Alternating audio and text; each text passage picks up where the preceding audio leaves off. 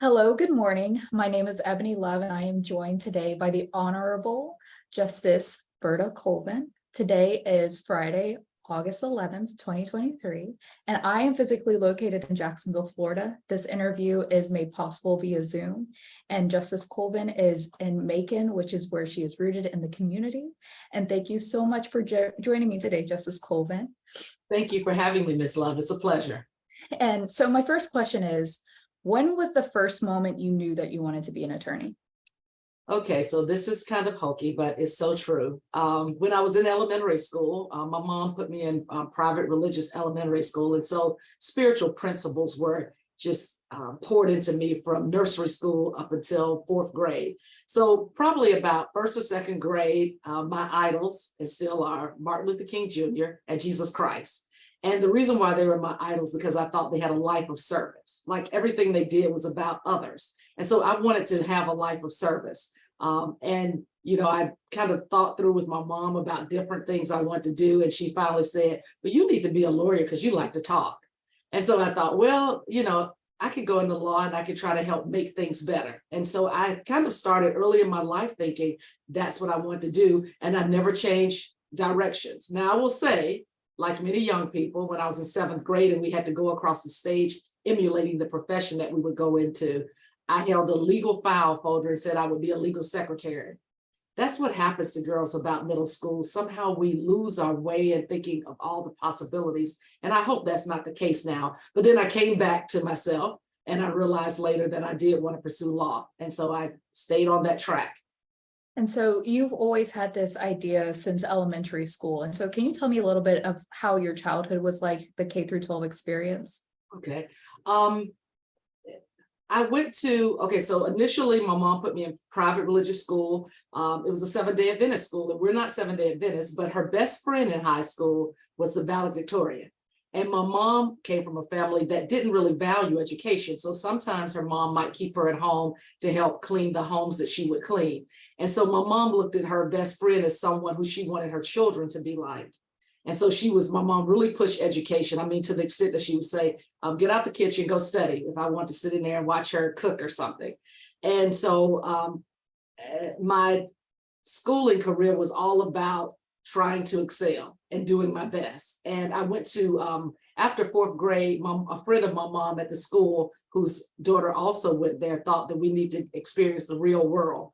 So she convinced my mom that they should move us from the private school to the public school. So I went to school in Buckhead at Sarah Smith. And then from there, I went to schools in Atlanta public school system, which was very different from anything I had experienced. So I went to Atlanta public schools in Southwest Atlanta, Continental Colony, went to George High for 1 year, then went to Thurl where I finished high school. And so most of my schooling career was an environment with people who looked just like me, from the same economic status, same neighborhoods. And so that was my world. And so as a result of that, it was like a cocoon. We were empowered to think that we could be what we thought we could be without any limitations. And I was fortunate to be in an AP class with a teacher, Miss Jacqueline Burke, and she taught us to hold our heads high, to know that we can do and be anything. And one thing she said that stayed with me, when you walk in a room, you own that room, because no one knows what you don't know unless you let them know that you don't know it. And so she gave me the confidence to walk into spaces and places where there weren't people who looked like me, and have that kind of presence that gave me some level of, respect, even before I started doing my work. And so I will always be grateful for that supportive community. And was it Ms. Burke who kind of helped you go from, I'm walking across the stage as a legal secretary, into, you know what, I'm going to be an attorney? I guess she was a part of it, but I think middle school, you're kind of like, oh, what am I doing? Who am I? And then in high school, I think you start seeing who you are and who you can become.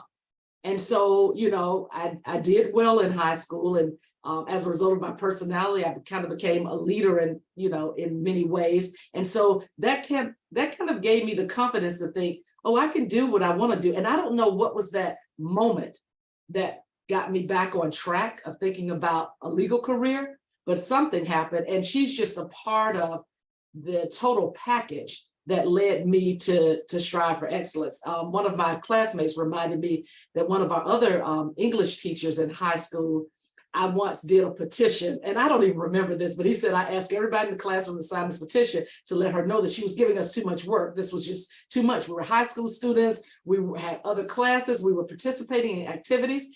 And he said, I turned in the petition. You know, of course, nobody else said anything. It was just me on the line. He said, I turned the petition, and she reminded us that she was the leader of this ship, and what she said mattered, and it didn't matter what we thought. And so I guess little things like that I don't even recall just reminded me of my own power. Mm-hmm. And when you know that you have power, then you know you're capable. Mm-hmm. And then you just have to walk into it.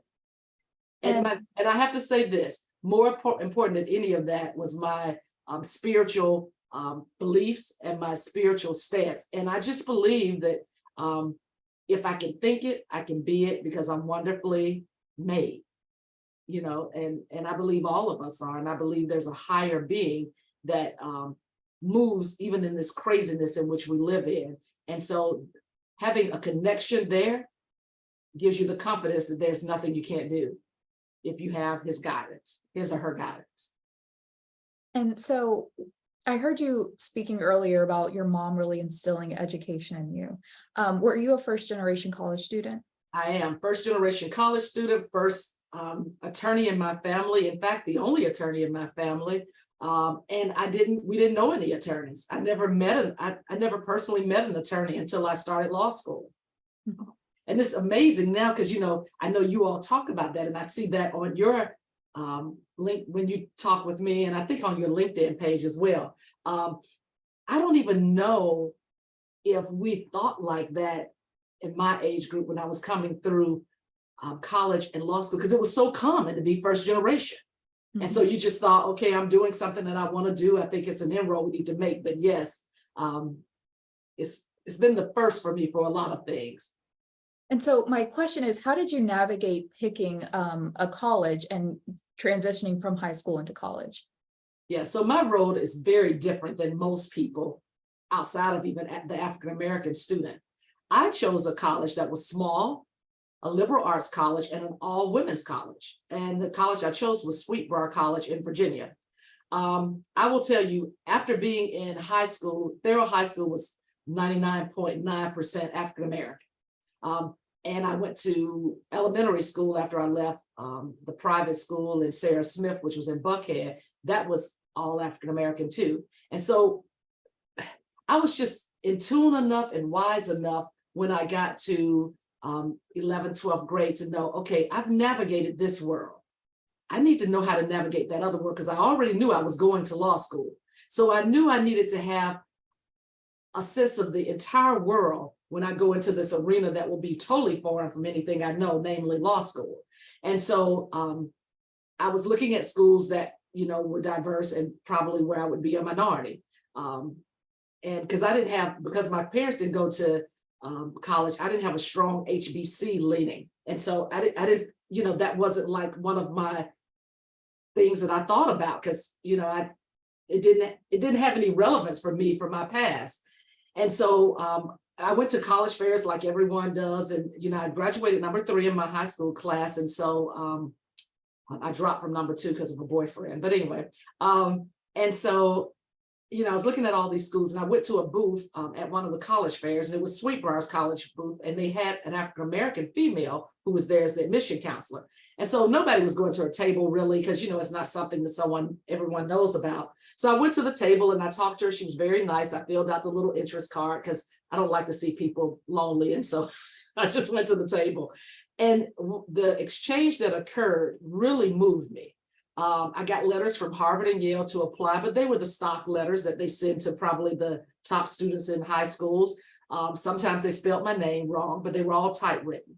When I got back home a week or so after that college fair, this admission counselor, she wrote me back.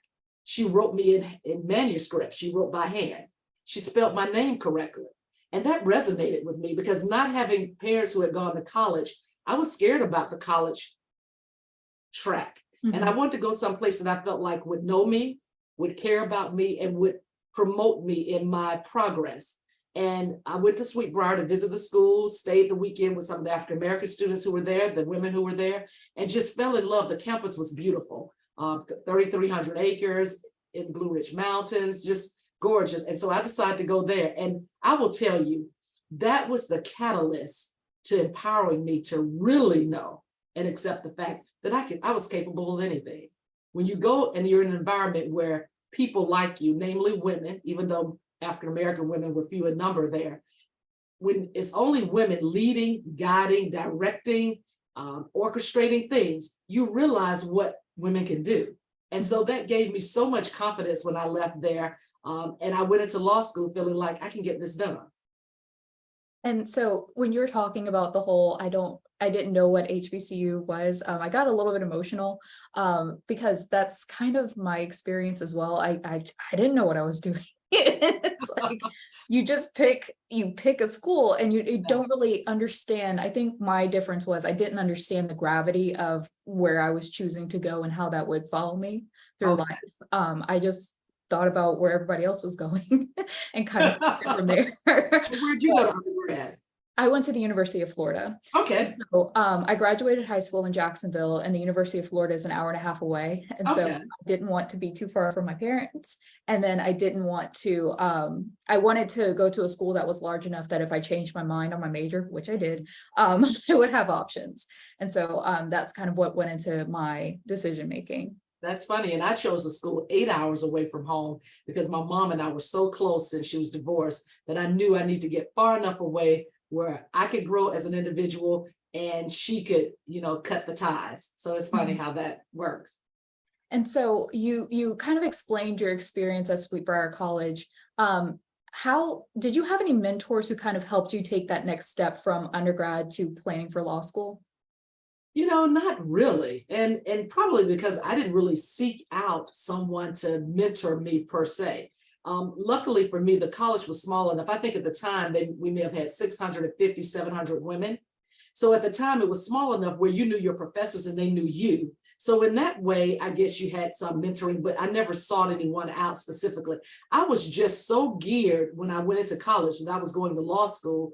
That was one of the reasons why I chose the school too, because I wanted to stay focused. I didn't want to have too many distractions that you can get when you go to the big schools and you can get involved in all these other things. I wanted to, because I knew what I wanted to do next. And so I don't think I thought I really needed anybody to mentor me through that process because I already knew what I was going to do. That was probably a mistake on my part. And why do you think it was a mistake? Well, I think it's always good to have mentors who are guiding you along. I mean, they may have been able to give me some clues about how to study for the LSAT, which would have helped me have more options. They may have been people who could have made recommendations for me throughout my life.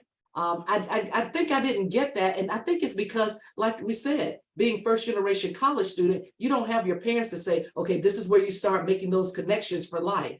And the connections I made thereafter were connections I just did that just came up as a result of what I was doing, not intentionally thinking, let me connect with these mentors like I see other people doing, because they know, because they've had that bandwidth of knowledge that this is what we do when we go to these higher places of learning. And so how did you know that you wanted to go to the University of Georgia for law school? Well, I had gone to Sweetbriar and I had gotten so much scholarship money that I didn't have much in the way of student loans. And so I didn't realize that was kind of novel. And so as I was toward the end, I started realizing that I was very well set up to get some debt. But then I was like, I hadn't had to get debt. I don't want to get debt. And so UGA, I wanted to come back to Georgia because I knew I wanted to practice in Georgia.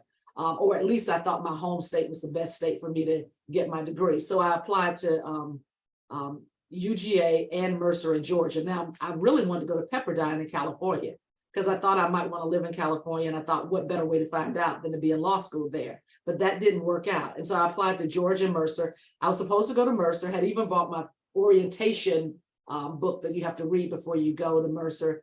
And I may have put down a deposit. And then a week before classes started, or maybe it was more than a week, maybe a month before classes started, I was doing CLEO, Council of Legal Education Opportunity, which is a program whereby minority students apply and you get accepted, and it's like a little a mini law school 6-week program, and you go there. And at the time that year we stayed on the campus of Emory, and you actually have classes like law school, so that you can the idea is to ensure that minority students can succeed in law school and get through law school. And so while I was there, my mom called and said, Georgia's calling you, call them back. I called back, and they offered me a space at UGA, and I ended up getting some scholarship money. And so I went to UGA, and that helped with expenses because they're very reasonable. And at that time, the cheapest game in Georgia, and still is. But maybe Georgia State is a little bit cheaper now. I don't know. When I was applying, I believe that Georgia State was cheaper than University of Georgia. The time I went to law school, Georgia State had not yet come into existence, the law school. Yes, it's a baby, relatively, it's a baby law school. What was your first year like at the University of Georgia? Oh my God. It was, I think about all the things that first years now have in law school, and I'm like, oh my God, they're treating them like with kid gloves. It was grueling. You kind of go in. I tell people all the time, I was kind of like, I was just kind of like a crazy woman. My personal appearance, I didn't care about that. It was all about going to class, studying, period. That was it. So it was kind of an out-of-body experience. And I say all the time, all of us who've gone to law school, we can never adequately explain what it feels like to be a first-year law student. You got to go through it to know it. So it was a crazy experience. But I will say at Georgia, our BOSA group, they sustained us as, minority students. I mean, they would tell us the reality and just say, you get through this. It was real talk for real life. And I will forever be grateful for BOSA. And so any BOSA groups that helps ask me to come and talk, I'm always like, yes, because BOSA sustained me during first year. So something that's really interesting is that every single time I have an interview, almost every single time I have an interview, everybody brings up BOSA without me even having to say anything. Yeah. And so I spoke with another University of Georgia law graduate. His name is Francis Johnson. Yes. And he talked about his affinity for BOSA, not just on the local campus, but nationally as well. Did you kind of have the same experience where it wasn't just you and that silo of the University of Georgia? Were you able to connect with other Black law students on other campuses? At that time at Georgia, we didn't have a strong connection with reaching out to other BOSA groups. I don't even know if nationally they did as well as they do now with bringing BOSAs together, because I don't remember that. But what I do recall, we had the Douglas competition, the moot court competition, and I had made the moot court team. And my coach, who was African-American, who had been on the Douglas moot court team before, she came to me and she said, Verda, your score was high enough that you can be on any team you want.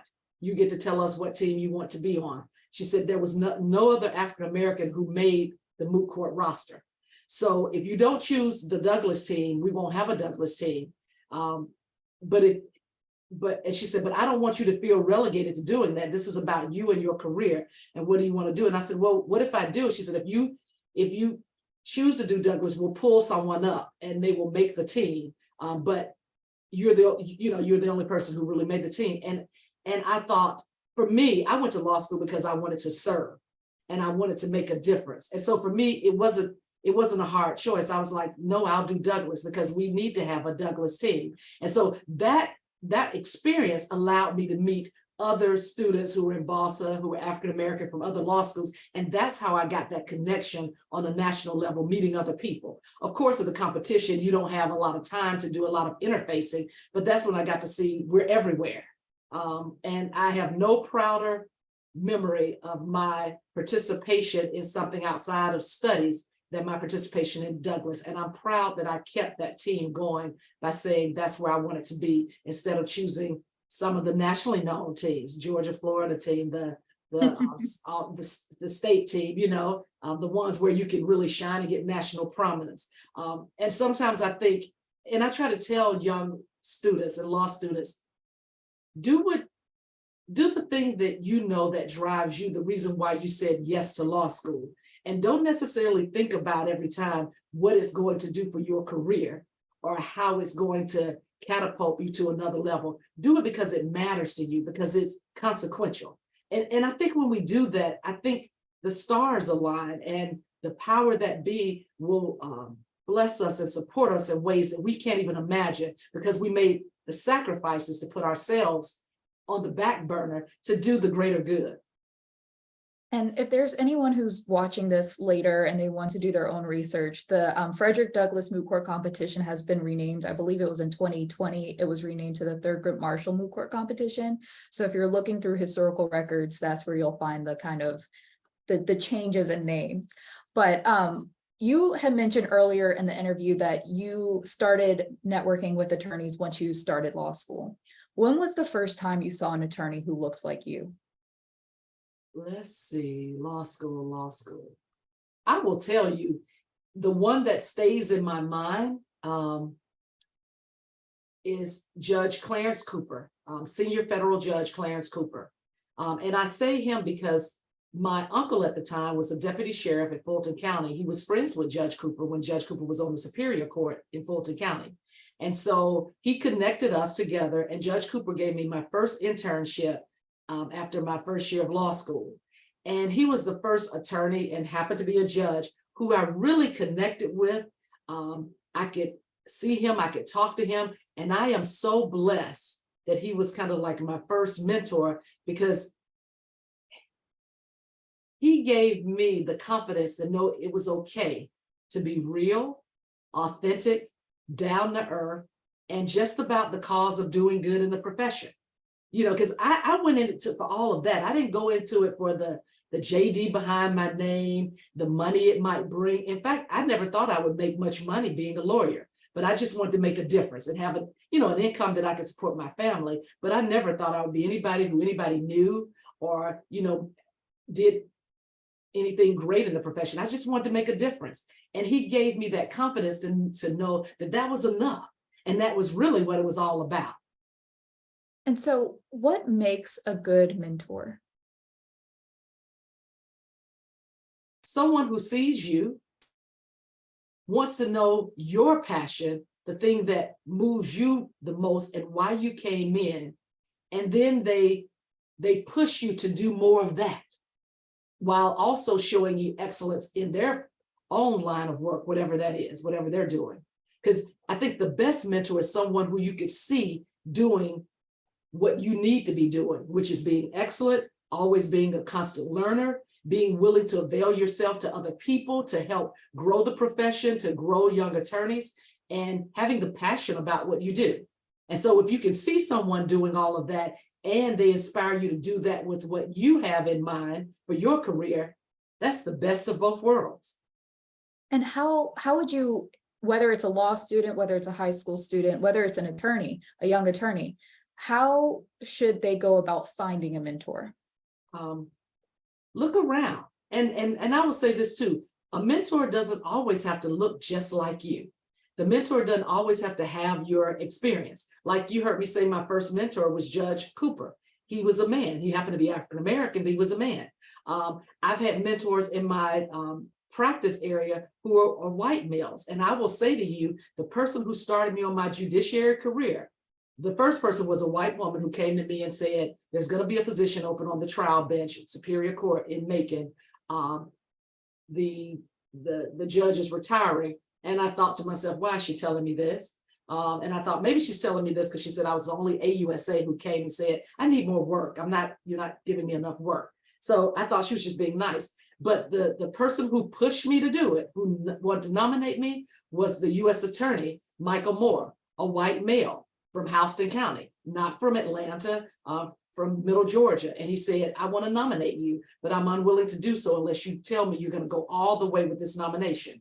And so who would have thought that the person who got me started in this whole judiciary journey was a white male? And some of the pivotal people who have helped me when folks said I was in an arena where someone wouldn't choose anyone like me to be on the court, was someone who didn't look like me, economically different, a white male who made calls and pushed people in ways that I didn't have the bandwidth or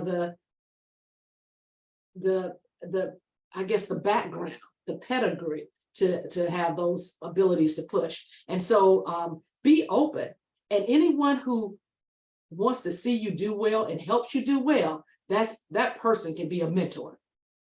And so I'm taking one step back. We're going back to law school, about to go into the beginning of your journey. What was your first job out of law school?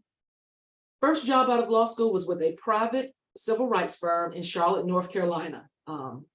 Ferguson Stein, at that time, it was Ferguson Stein, Watt, Wallace, Atkins, and Gresham, PC. It was the firm founded by Julius Chambers, who was very renowned in North Carolina. The firm is in Charlotte. And I went there when I was getting out of law school. You know, I was moot court, mock trial. So everything about oral argument or doing anything in court, that was my shtick. I found that's where I excelled. And so, you know, when you excel in any of those arenas where the law school can use your success to tout all that they put into students, you get pushed to firms. I had never thought I would go with a firm. I always thought I'd do something in public service right off the bat, but I was pushed to think about firms. And so when I was looking at firms, you know, I did all the interviews with the big firms with Atlanta. And that's one story that I could tell you about too. But anyway, I started looking at this firm in Charlotte. They were intriguing to me because they did a little bit of everything. And I could tell from there, at that time, you would look through Martindale Hubble because Google wasn't as prominent as it is now.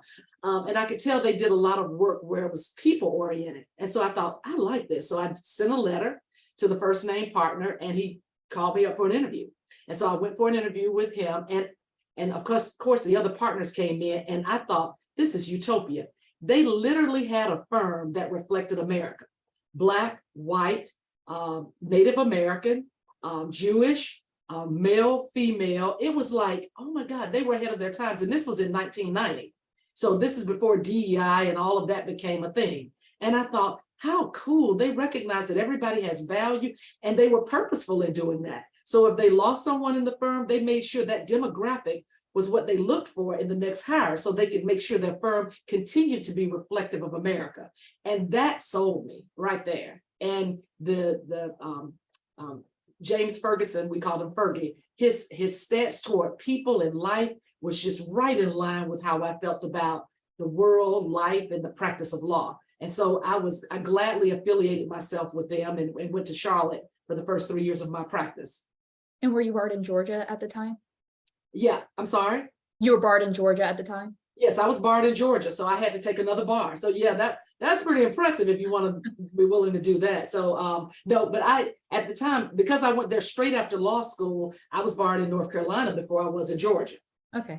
And so yeah, so I went there that was my first career out the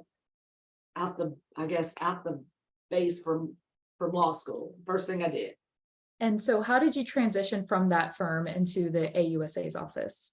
Okay, so from that firm, prior to going to the firm, I think I had already accepted the offer, but my mock trial coach had become solicitor in Athens, Clarke County. And, you know, they do the misdemeanors there. And he tried to woo me from staying true to my commitment to the firm to come work for him. And I said, well, you know, and we were friends because when they become your coach, you call them by their first name. So I was like, I've already accepted this offer. I can't do that. That's disrespectful. Now, he was a white male. So all of these people investing in me. And I was like, I can't do that to them. He's like, come on, work for me. And I said, no. And to his credit, about every 6 months, he would call me while I was there and said, you want to come? Come on, I've got a space for you. Anytime I guess he had a space, he would call.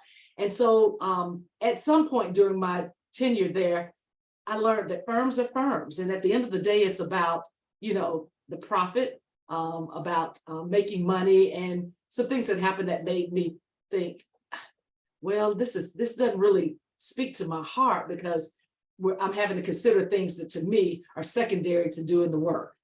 And so he called at a pivotal moment and asked me to come work for him. And I said, okay, I'll come. My thought was, I had never thought I could be a prosecutor. I'm like, I will never work for the man.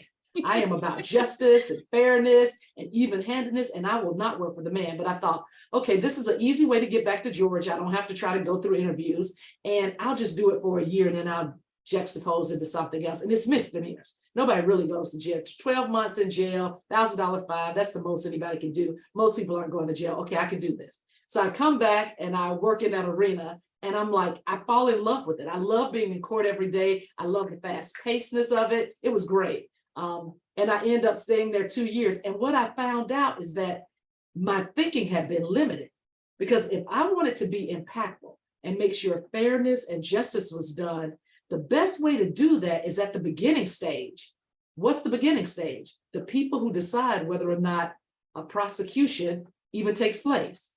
And so I saw in that position that in that arena, I had the ability to decide whether someone was prosecuted, what the recommendation was, how they were treated. And so I started seeing it in a different way, like I can really make a difference on this end because I decide from the start what fairness looks like. And that really gravitated with me. So after year 2, I was married, getting ready to have a son. I was commuting from DeKalb County to Athens, which is about an hour and a half away. And I knew that couldn't work for long term with the infant. So then I started looking for work in Atlanta. I went to Clark Atlanta, assistant general counsel there. That was an experience, very different than anything I had done. Contract work, never knew stars were so particular about the things they wanted in their dressing rooms before they performed. So I did that, but I only did that for 8 months. And I went back to what I loved doing, which was prosecution, where I could ensure that fairness occurred. And I went to Clayton County DA's office. Absolutely loved it. Bob Keller was the best boss I have ever had in my life, because first boss I ever had that treated all the attorneys like adults. His thought was, I trust you to do the work. If you're in this office for 5 minutes, you're considered here the whole day. I just ask for you to do a good job when you go in that courtroom. And as a result, we all worked really hard.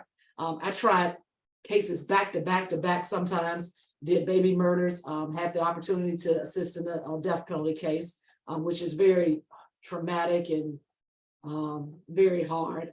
I was known as, at one point, as the baby murder prosecutor, because I would do a lot of the cases where babies would be killed, small children, infant, toddlers.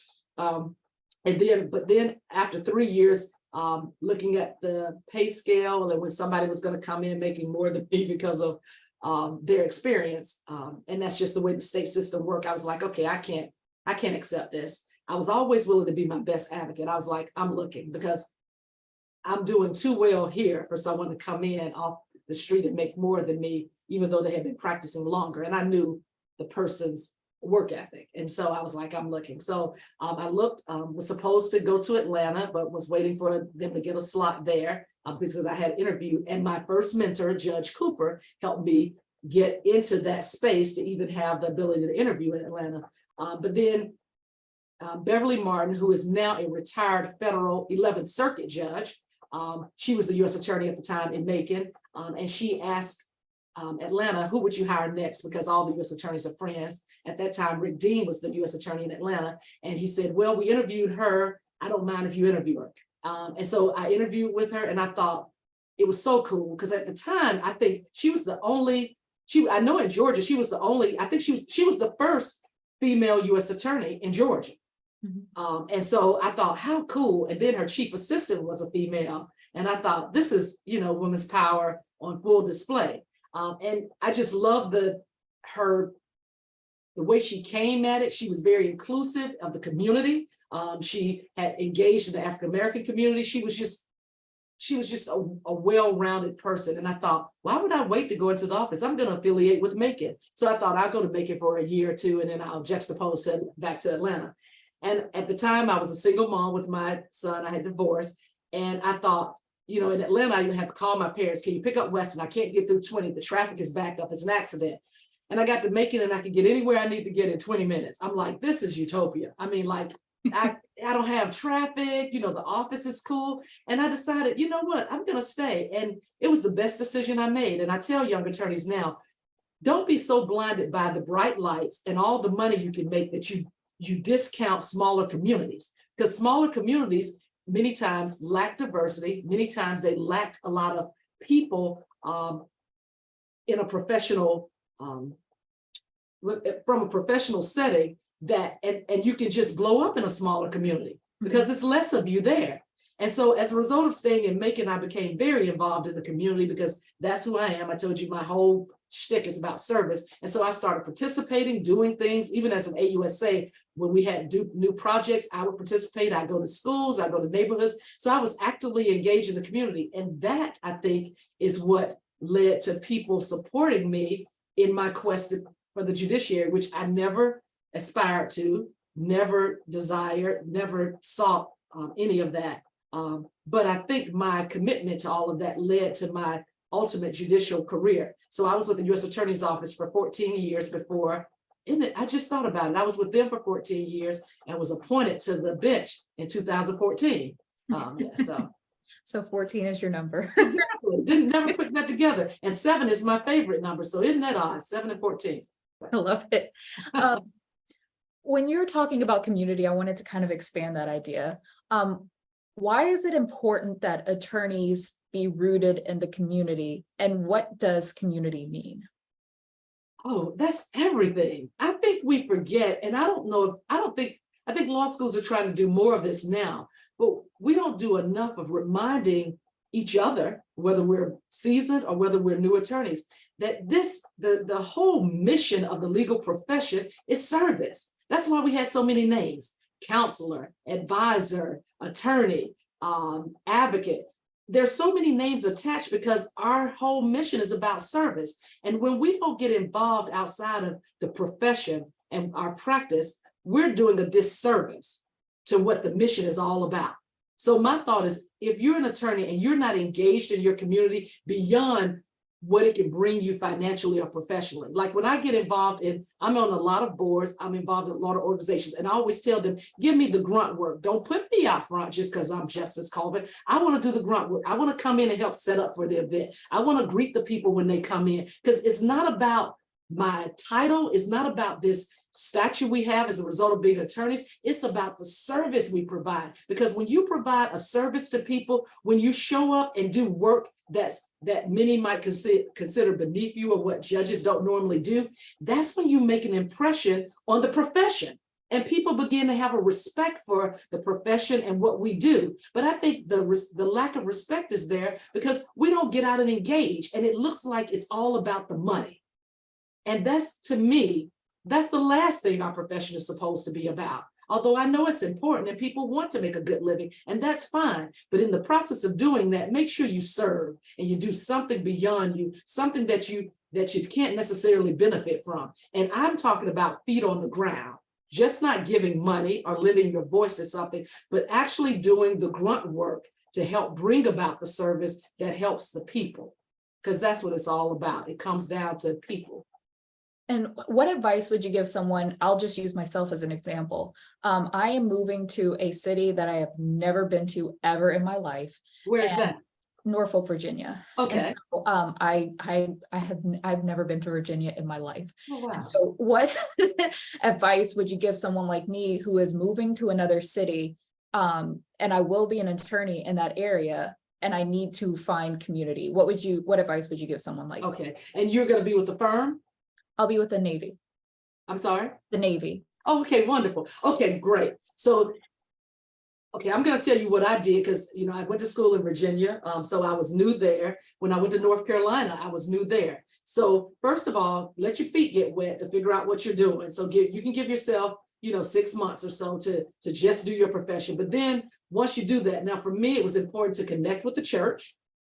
Because I've got to be empowered as I'm going through this new gig as an attorney. I'm trying to figure out life. And so, if you have a spiritual basis or background, that's important just for your own mental health. And then beyond that, look around, kind of start scoping out the community and see what things are happening in the community that resonate with you. You can Google, get on some news feed for like getting the local news that's happening, like what happens around town, and figure out, what you want to do. Also talk to other attorneys to see the things that they get involved in. And then what's your passion? So when I first started with the firm, because I'm all about people, I wanted to help the little people. So I was looking around. And so what I did, and I will tell you, the partners kind of thought, what is she doing? Because most people think that kind of work like, that's good that you want to do that, but that's kind of like not what we do. I did Meals on Wheels. Yeah. I actually, during my lunch hour, I would go out and I would deliver the meals to the seniors. And I liked it. I learned the city, like how to navigate, get around. And I met, folks. And it kept me true to who I was. Because I didn't want to lose that thing that sent me to law school, which is serve. Make sure people are taken care of. Do what you can to make it better. And so, the partners would say, we're going out to lunch. I said, I'm sorry, it's my day to deliver meals for Meals on Wheels. And they would kind of look at me like, what is she doing? And I was kind of scared at first because I'm like, is this not appropriate? I'm like, this is me. It's my lunch hour. I can do what I want to do on my lunch hour. And it fed my soul. So I got involved in Meals on Wheels. I would help out with the church that I was attending, any things that they did, because that's a way to kind of get bandwidth. So just look around and do something that resonates with your heart. Find something. If it's going to schools, they have volunteers all the time to just do a background check, and you go into schools and help, and they need to see you. And I will say this, and I'm a big proponent of going into schools. Elementary students need to see us. We need to show up in elementary schools, because think about it. I don't know about you, Ms. Love, but that's where I started getting some of my ideas about who and what I wanted to be. Because middle school gets you all kind of warped up. But if you've got that idea initially, it can come back to you despite all of the stuff you go through in the middle. I always say the middle is the riddle. Because if you can get through that riddle, you can do well and continue on. So just get involved with the community and look for things that speak to your heart. And so for you, you were excellent in the courtroom, you were excellent in what you were doing. And so you had the people who could advocate for you when it came time for you to go to the bench. And then you also had the community connection because you were serving in the community. And so what was that transition like, coming from practice and then being on the bench? Well, it was kind of rough because remember, I told you that was not in my vision. I couldn't see. It's my first husband, who dated me all through high school, and my girlfriend said, in high school you said you wanted to be a judge. I still don't remember that. I think they're making that up. I don't remember that at all. I was in 14 years in the U.S. Attorney's Office, and I was thinking about retirement. Like, what am I going to do after this? Because I could retire where I'd still be young enough to be able to do something else. So I had planned to do federal background checks after I retired so that I could travel. So I had it all mapped out. That's what I was going to do. I was just riding that thing out, because before that, I had thought I would want to go to DC, get in the U.S. Attorney's Office there, maybe juxtapose it to the White House. But then I found out they have this rule, even though they thought I would not be relegated to that rule, that when you come from some other place, you have to wait 5 years before you can get back up to the federal level. Because, in DC, they could do everything from the misdemeanors all the way up to the federal practice. And so I was like, I don't want to try to move my family, and I got to wait 5 years to get where I am. So I kind of let that go. And I said, and because I'm spiritual, I said, Lord, I'm going to stop moving on my own and let you move. And so I was like, if this is where I'm going to be to end my career, that's fine. So I was fine with that. So when Mr. Moore walked in and told me he wanted to nominate me for the bench, I was like, what? Now I had a son about to go to college in the next year, and my daughter was in private Catholic school like my son had been. So I was like, I don't know about this, because I was at the top of the game at the U.S. Attorney's Office, one of the most seasoned prosecutors. And I was like, I don't know if I'm going to give this up. Because, when you become a judge in Georgia, you got to run for office every 4 years. You got to hope people like you. So I told him, I said, let me pray about this. He was my boss, but also my friend. So I'll never forget, I went to the window of my office, and I was, how sometimes, and I don't know, you're still young, Ms. Love, so maybe you hadn't done this yet, but as life comes at you, you will do this eventually. If you have a spiritual basis in your life. So I was at the window talking to God, trying to convince him about all the reasons why I had to say no. Like, Wes is about to go to college. I got to know I've got to be able to pay for that. Taylor's still in school. I'm their breadwinner. I can't risk it. So I'm going through all these reasons and say, God, I'm willing to do this. But, these are the reasons why I can't. And then it hit me like a ton of bricks. At that time, I was teaching Sunday school for the children's and doing children's church for children. And so I used to tell the kids in Sunday school, faith and fear can't reside in the same place at the same time at the same level. You always have to choose one. So you have to ask yourself, will you choose faith or will you choose fear? When that came back to me, I was like, you got to be kidding me. And for a moment, like adults do, I try to think, well, how is this different? So and then I thought, Verda, this is not different. If you say no, you're saying no because you're afraid. You're afraid of what you can't see. And how can you say that to those children every week and then you operate in fear? Because I'm not a hypocrite and I so respect children in a way that I think a lot of adults don't. I went to Mr. Moore and I said, you know what? I got to say, okay, I'll do this, because my thought was, if God has this for me, then it is for me. And if it's not, then I can settle where I am, because this is where God wants me to be. And I am a big believer that if you trust, because I trust in God, if you trust in him and you say, my life is yours, he's going to put you where he wants you to be. And he's going to do that kind of anyway. But if you give yourself over to him, he will put you where you need to be or where you want to be. And my whole career was based upon, Lord, I want to serve, use me. And so I thought, if this is what he wants me to do, I'll do it. But I'm scared to death. So I said, I'll do this in fear. And so I did. And I went through the process, and I had a judge tell me, well, do your best you can, but he won't appoint you to this seat. And I thought, oh God, even if I thought that, I wouldn't tell anybody that. So after I was appointed by a Republican governor, I called him back and I said, well, what do you say about that? I said, nobody can stop what God wants. And he laughed. He said, you're right. I was wrong. So that's kind of how that happened. It was not planned. It was not sought after. And I tell young attorneys now, it's okay to want to rise to the bench, but be more concerned about being excellent in what you do, doing your best, and being authentic as you do that. And I think things will open up for you, and you don't have to push to make things happen. Because I'm just a big believer. I'm not going to try to make things happen. I want things happen the way they're supposed to happen, because then maybe I'm where I'm supposed to be. And so for someone who's listening to this conversation who has no background in law, what is the process for getting onto the Georgia Supreme Court, and then how do you stay on the bench? Okay, so when I was a trial attorney, because a judge left in the middle of his term, then the governor makes an appointment. And in Georgia, most judges leave in the middle of their term. So most of the seats are seats by appointment versus someone being able to run for office. And you can only do that when the preceding judge leaves at the end of their term. If they announce that I'm gonna leave at the end of my term, then it's an election and you can run. And so in my situation, it was an appointment, which means number one, you have to be nominated. You have an interview with what we call the Judicial Nominating Committee. They interview, and only a certain number of people get selected from the application stage to interview with the nominating committee. So you interview with them, and no one told me at the time I would go in front of a table of 19 people sitting around a table. So that was jarring, but you interview with them, and then from there, they do a short list, and that short list goes on to the governor, and you have a personal interview with the governor and usually his team, his counsel, as well as maybe his executive assistant, professional assistant. And so you interview with the governor, and then from that short list, the governor selects the person. So I went through all of that to be selected by Governor Nathan Deal for the Superior Court. And then I loved serving in trial court, because guess what? I got to interface with lay people, and that's my shtick. I love people. And so I did that for 6 years, did mental health court, presided over mental health court, and I thought I would stay there. First African-American female to ever be appointed to the bench, even though making this majority African-American, second African-American, and some people don't even remember he served because he was only there for 1 year, and then they moved him up to the federal bench.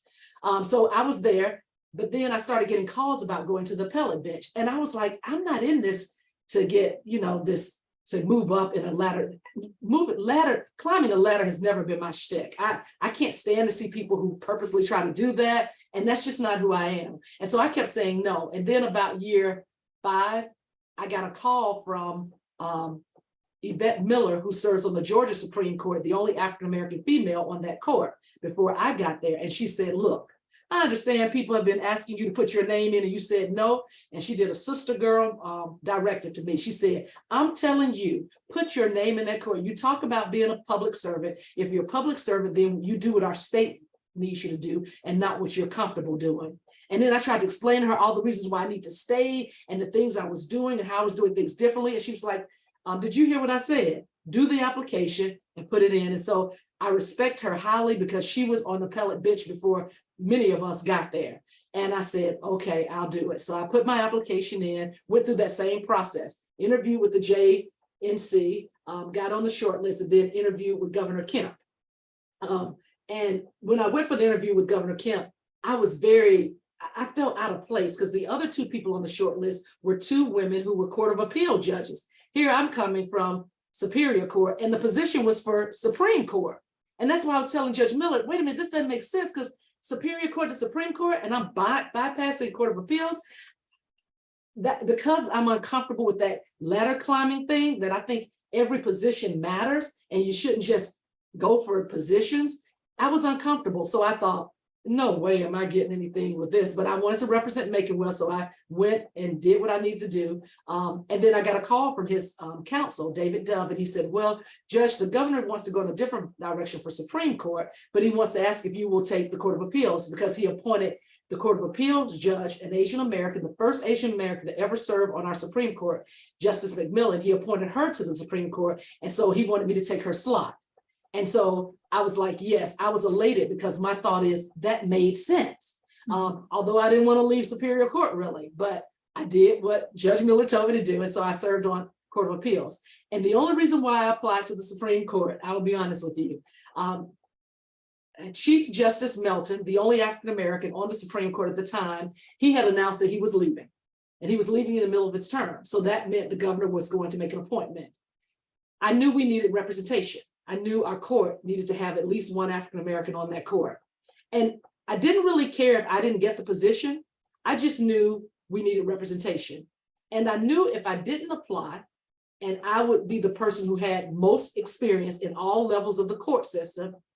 And if the governor wanted that, and I didn't apply, and there was no one of color, particularly African-American, who was appointed, then everyone would look at me as letting down our community. Because why wouldn't you have put your name in because you're well suited to make him comfortable with putting you on the high court based upon your experience? And so I had to put my name in, even though my staff didn't want me to, and they begged me not to because they wanted me to stay there. I said, guys, I have to do this because representation matters. And so as a result of putting my name in, going through that process, then Governor Kemp then elevated me to the Supreme Court. And so that's how I got here. And as you can see, none of that was like something that I pushed that I wanted to do. All of it was other people seeing me and catapulting me to the next level. And the only one that I actually did without anyone prompting me was Supreme Court. But it was because I knew our community needed to and should have representation. And so it was never about me. It was about making sure I did what I need to do based upon where I was in life and what others thought we needed at that point in time. And if I could say anything to anybody, what is meant for you won't get by you. I believe that. And so you just keep being excellent, constantly growing, being willing to learn, and things will come to you and people will see you and your authenticity and people will push you and catapult you in ways that you can't even envision for yourself. Okay, I have two last questions. I Okay. feel like you've kind of answered this next question, but I want to be a little bit more explicit. At what point did it finally click for you? When did you realize that it was possible and that you were capable to do any of the positions that you've had throughout your career? You hope you are when you start these different positions, but then once you get in it, you just tell yourself, I don't have the luxury to fail. And if other people have done it, you can do it. Bottom line, no one is more capable of you than doing the work. And I want to say something too, particularly to African-American students. You may not graduate in the top 5 of your class. You may not be on some of these different entities that sometimes catapult people to positions more easily because of, law review or moot court or mock trial or all of these journals. But that doesn't matter. What matters is your willingness to do the work, your commitment to excellence, and your commitment to consistent growth. All of that will get you just where you need to be. So when you enter these arenas that may be a little scary because you wonder if you can, just know I'm going to put in the work. And if you put in the work, there's no other answer to if I can, then yes, because you're doing the work and the work will get you where you need to be able to excel. And you have to know that down to the bottom of your feet, to the top of your head, that if you do the work, you can and you will excel. And is there anything that I didn't ask you about that you would like to share? Yes, one thing, and it's the story that I said, well, I'll tell you about that later. Be okay with hearing no's. You will hear a lot of no's when you know you should hear yeses, based upon other people who've gotten positions, other people who've been promoted that are no different than you, that may be less willing than you to do the hard grunt work that's needed. Be okay with hearing the no's, because in the process, that will make you stronger if you don't look at it as a negative. So for instance, when I was interviewing for firms, because I was mock trial moot court, of course, you get these offers to come interview with firms. I interviewed with one firm that was very prominent in Atlanta at the time. And they were known for hiring a lot of young people. So that intrigued me, even though it was big firm kind of mentality, it intrigued me. And so I said, okay, I'll sign up, I'll do this interview. So I did the interview. I interviewed with a woman. I think she was the first female partner at that firm. And she was so cool. And she and I just hit it off. And she really liked me. And she said, Verda, you're going to get a second interview. And so I got a second interview. And then she had me do interviews with other partners. So I went for lunch interviews. I went for in-person interviews. I think I went to 3 or 4 different interviews. But it was obvious it wasn't, she was pushing for me, but it wasn't moving. So finally I called her, and I never say her name publicly or the name of the firm. She knows who she is. And I invited her when I did my investiture ceremony for the Supreme Court, because she was my impetus of knowing I could do anything, and why I just said what I said to you all. And I called her and I said, Miss blah, blah, blah. I said, thank you so much for believing in me. I said, but they're just not ready. And by that, I meant at the time, DEI wasn't in place. And, we were very few in numbers in firms, even in Atlanta. And I said, they're just not ready. And I said, but it's okay. It's okay. I said, it's okay because you wanted me and you saw something in me that was worth investing in. And that means more to me than anything. That was worth going to the interviews, not getting this position. I said, so it's okay. And I said, I don't want you to have to push any more than you push, because you pushing for me has done what I needed. You've given me the confidence to know that I'm able, and that I'm worthy, and that I'm competent to go any place that I can get into and excel. And I said, and that made all of this worthwhile. And so she apologized and we went on. And so when I became a Superior Court judge in Macon, I wrote her at that time. Well, no, I became a Superior Court judge. And then later on, she ran a race I'll say Fulton County, and she won that judgeship. And so I wrote her a note and I said, you may not remember, but back in 1990, you met this skinny African-American girl who you just would not let go. And you wanted her in your firm. I'm that girl. As a result of your confidence in me, it led me to have a career that placed me now as a judge in the Superior Court in Macon. And so I congratulated her on her election and told her she's going to be fantastic. And I'm so proud to know that she was the person who catapulted me to know that I could do anything. And she wrote back and said, Verda, I cannot believe that. She said, I knew I was right. And so that's just full circle. So just know that some of your no's will help you become all that you can be, because that no will catapult you to even better greatness than what you could have even ever imagined. And that's what it did for me. And think about it. She was a mentor. Thank you so much. It's a pleasure. Thank you.